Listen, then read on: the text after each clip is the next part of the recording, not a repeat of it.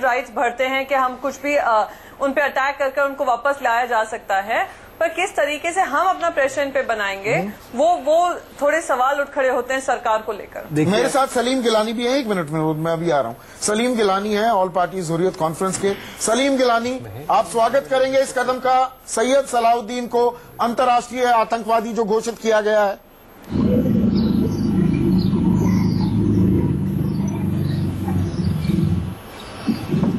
सलीम गिलानी, आपको आवाज आ रही है मेरी?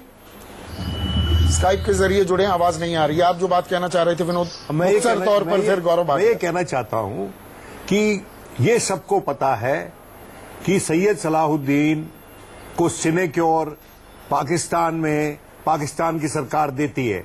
जब 2001 में हम उनसे मिले थे, उसके साथ 4-5 कमांडो थे और वो परस्पर उसके पीछे खड़े रहे जब हम उससे बात कर रहे थे। आर्मी ट्रेन कमांडो थे, डुंगेरीज पहन के चल रहे थे। और मैं बताना चाहता हूं कि जब उस व्यक्ति he is in the custody और protective custody of Pakistan protection दिया पाकिस्तान ने, कस्टडी में नहीं है, तो अगर पाकिस्तान के जुरिस्डिक्शन में वो घूम फिर रहा है, वो वहां पर है, तो फिर अमेरिका को पाकिस्तान को ये कहना चाहिए कि भाई इसको हमारे हवाले कीजिए। जिस तरह से लैंगले में जब अटैक हुआ था, और जनरल साहब को याद होगा कि लैंगले पे जब अटैक हुआ था तो उसका जो अटैकर था उसको हैंडओवर किया गया था पाकिस्तान के द्वारा यूनाइटेड स्टेट्स को। तो फिर यहां पर ये जो आधा कदम क्यों जनरल बख्शी? 1 मिनट, देखिए, आधा कदम इसलिए कि वार हिंदुस्तान पे हुआ है और वो मुद्दई सुस्त गवाह चुस्त की बात है। आप एक्शन नहीं लेना चाहते, आप अमेरिका से कैसे उम्मीद करते हैं? एक सेल्फ रिस्पेक्टिंग देश होते ये भारत के ऊपर जिम्मा है कि अब हम कार्रवाई करें, और तरीका हमने पिछले साल दिखा दिया है। आपकी फौज वहां सर्जिकल स्ट्राइक कर सकती है, 3-4 किलोमीटर अंदर जा सकती है, उससे गहरा भी जा सकती है। तो आप ये कह रहे हैं जनरल बख्शी, एक मिनट जनरल बख्शी, क्या आप ये कह रहे हैं? और आपने कहा कि हो चाहे जनरल बख्शी एयर स्ट्राइक हो, यार जो उस पे सैंक्शन लगी हैं, संदीप, जो उस पे सैंक्शन लगी हैं, वो इस नाते अमेरिका के कानून के तहत लगी है कि he is a threat to the assets of United States. तो अगर वो यूनाइटेड स्टेट्स के एसेट्स के लिए थ्रेट है, तो यूनाइटेड स्टेट्स क्यों नहीं तत्परता से कार्रवाई करके और पाकिस्तान को बोलता है कि उसको हमारे हवाले कीजिए?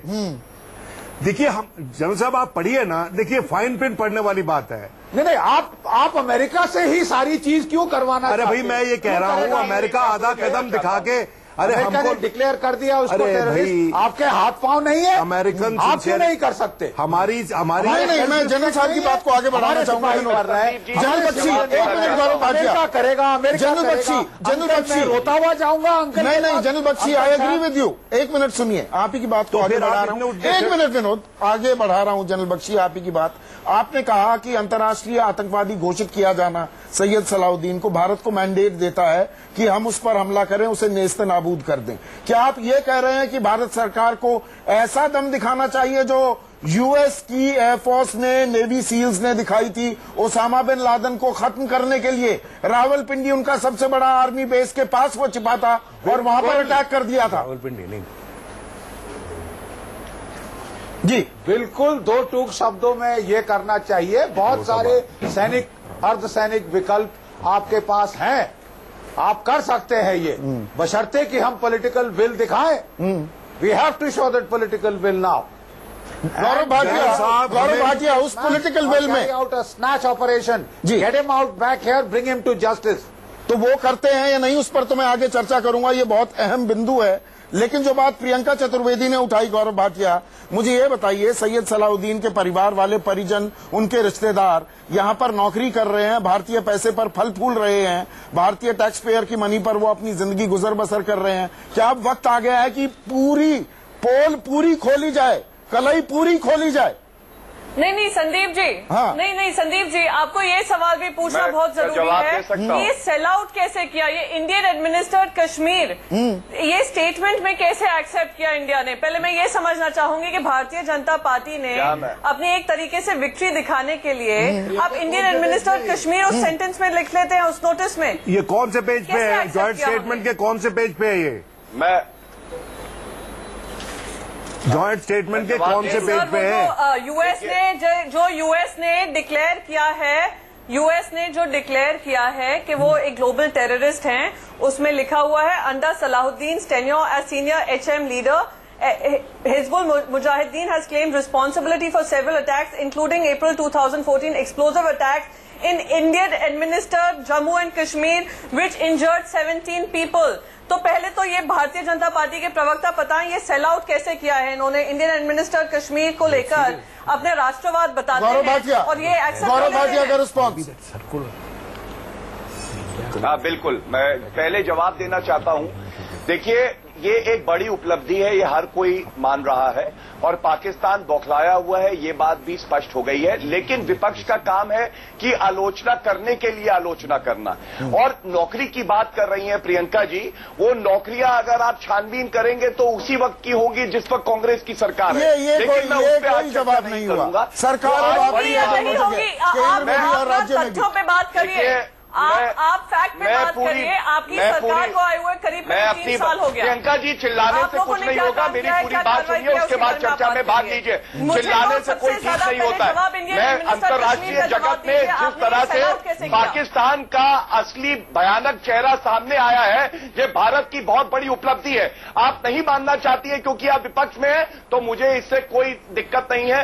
भारत का हर नागरिक जानता है बहुत बड़ी उपलब्धि है। दूसरी बात, सर्जिकल स्ट्राइक देके श्री नरेंद्र मोदी जी ने दिखाया है कि केंद्र की सरकार कितनी मजबूत है और वो पाकिस्तान। मैं अपने तरीके से जवाब दूंगा, आप बीच में मत बोलिए। आप जब बोल रही थी मैंने बीच में नहीं बोला। मैं पहले ये बताना चाहता हूं कि केंद्र की सरकार ने क्या उपलब्धि नहीं है, कार्रवाई करी है जो आपकी UPA 2 की सरकार नहीं कर पाती थी।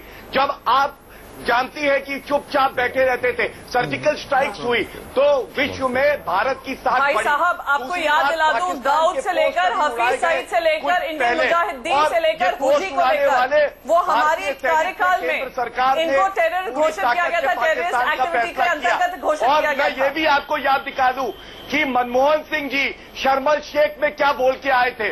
वो भारत का इन्वॉल्वमेंट मान के आए थे बलूचिस्तान में, वो क्या था आपको जवाब देना चाहिए। अरे आपने पठानकोट दिया, अरे आप पठानकोट की बात करिए कि प्रधानमंत्री के जाने के बाद बगैर न्योते के पहुंचने के बाद हमें पठानकोट मिला, रोज हमारे जवान शहीद हो रहे हैं और आज ये अमेरिका इंडियन एडमिनिस्ट्रेड कश्मीर कहता है और आप उसको अपनी उपलब्धि बताते हैं, आप उसको उपलब्धि बताते हैं। ने क्या कहा, श्री नरेंद्र मोदी जी की तारीफ करी और ये कहा कि अमेरिका का सौभाग्य है कि श्री नरेंद्र मोदी जी वहां आए, हमारा सम्मान बढ़ता है तो कांग्रेस को कष्ट होता है। ये किस तरह हम आतंकवाद की बात कर रहे हैं। मेरे साथ सलीम गिलानी भी जुड़े हैं, ऑल पार्टीज हुर्रियत कॉन्फ्रेंस के। सलीम गिलानी, आपके कनेक्शन में थोड़ी दिक्कत आ रही थी। मेरा सवाल, और बहुत ही जरूरी सवाल है, आपसे मुझे पूछना होगा क्योंकि हुर्रियत कॉन्फ्रेंस की एक अपनी लाइन है।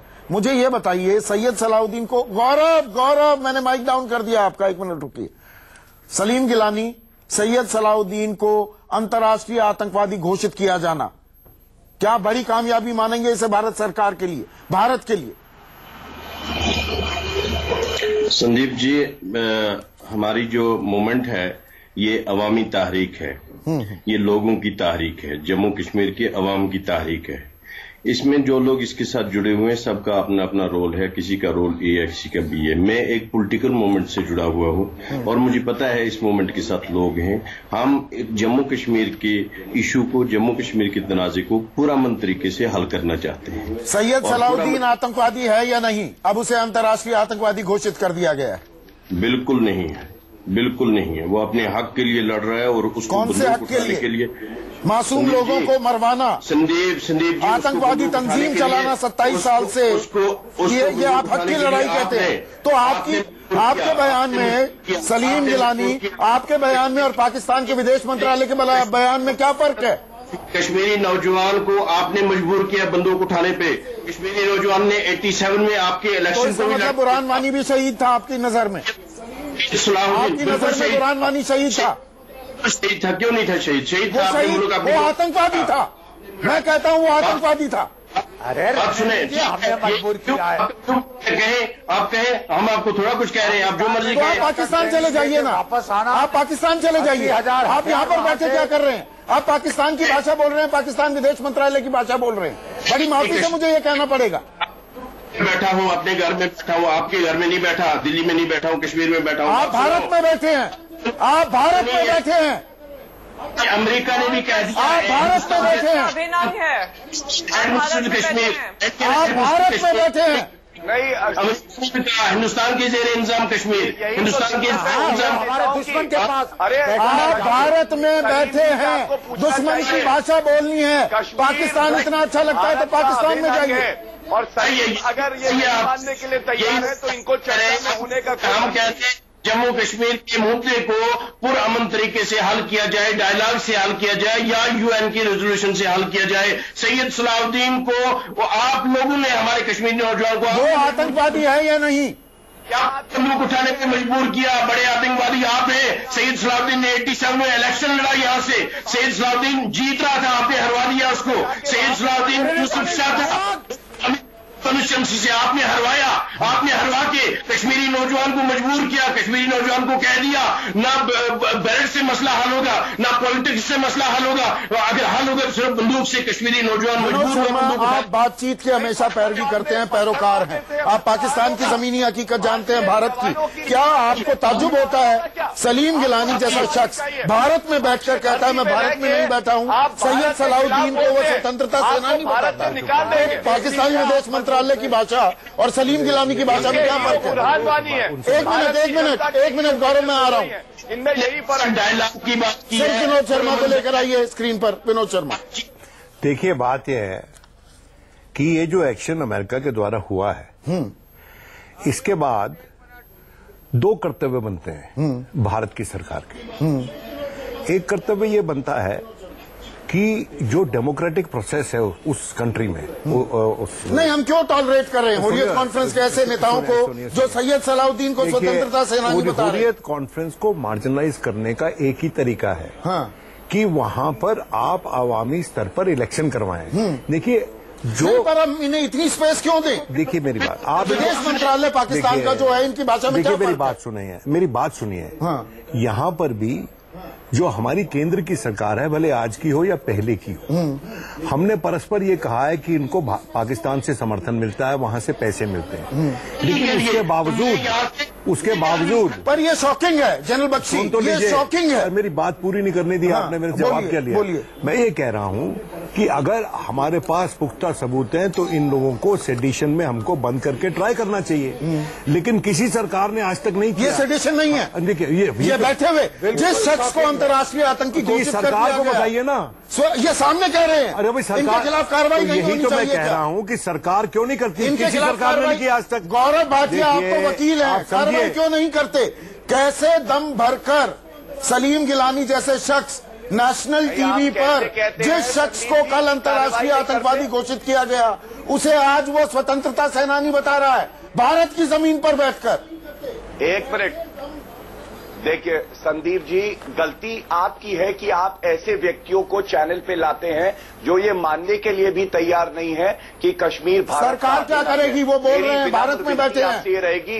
मैं बता रहा हूं, आप पहले बीच में मत बोलिए। आप संदीप जी, मैं अपनी बात पूरी कर लूं, आप बोलिए। नहीं, मेरे सवाल का जवाब दीजिए पहले।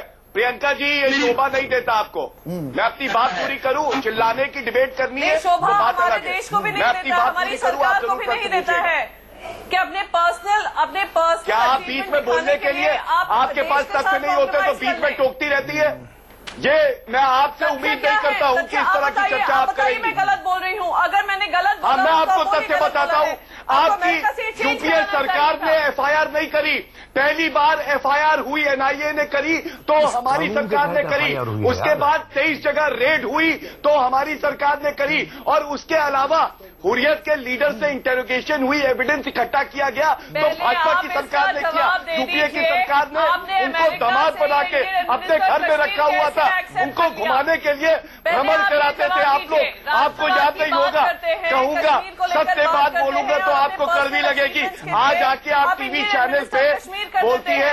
मैं आपसे पूछता हूँ, आप कांग्रेस की सरकार रही, 55-60 साल रही, आपने कश्मीर के मसले को बढ़ने दिया। आज आप आके किस हक से, किस मुंह से पूछ रही है कि कश्मीर में क्या हो रहा है? कश्मीर में जो मुसीबत की जड़ है वो केवल कांग्रेस है। कांग्रेस की वजह से कश्मीर में जो हुआ, और ये श्री नरेंद्र मोदी जी का एक दूसरे पर लानत मलाने के बजाय एक मिनट गौरव भाटिया, प्रियंका चतुर्वेदी एक मिनट से भटक जाएंगे।